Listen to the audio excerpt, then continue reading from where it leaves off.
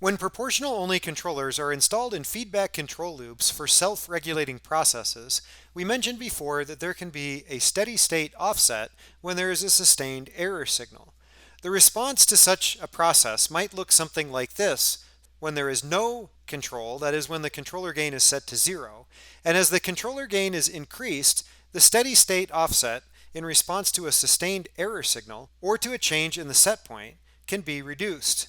As we said before, introduction of integral control by implementing PI control can eliminate that steady-state offset, but may result in oscillations of the controlled variable. By adding a derivative element and carefully tuning a PID controller, the magnitude of those oscillations can be further reduced. Taking a closer look at the PI controller, increasing the reset time, or tau I, reduces the magnitude of the integral response. Therefore, we say it makes the response more sluggish or less aggressive.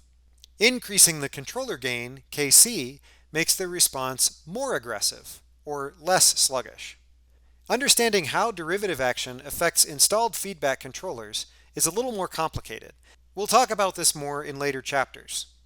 For now, understand that by increasing tau d, we can increase the response of the controller to the rate of change of the error signal. Therefore, if the controlled variable is oscillating for PI control, as we increase tau d, we can decrease the magnitude of these oscillations.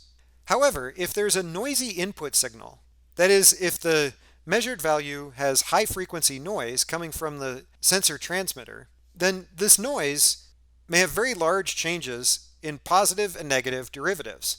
That can cause the signal from the derivative element to be large. So a large tau d could increase oscillations to noisy inputs.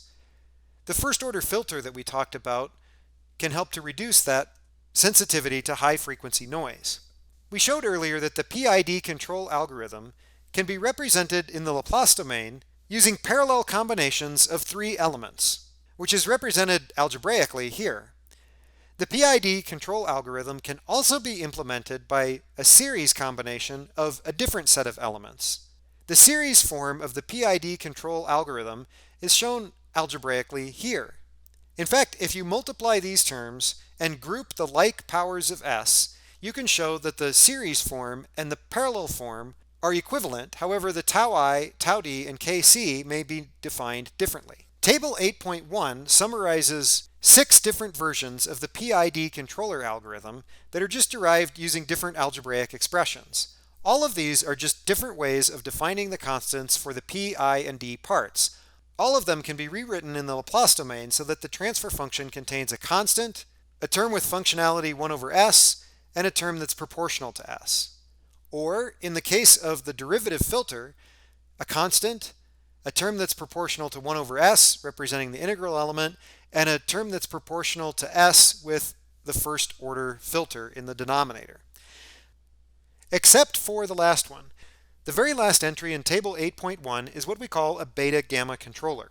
We'll talk about why we might want to use a beta-gamma controller and its features, as well as introducing digital controllers and some of their features in the next video.